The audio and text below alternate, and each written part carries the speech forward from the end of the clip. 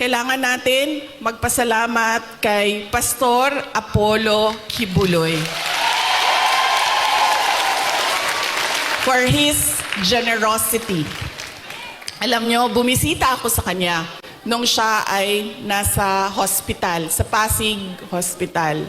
Sabi niya sa akin, kung hindi ako nakulong, kung hindi ako inoppress, pinahirapan, hindi ko maisip na tumakbo para tumulong sa mga nakakulong, sa mga pinapahirapan at sa na-oppress.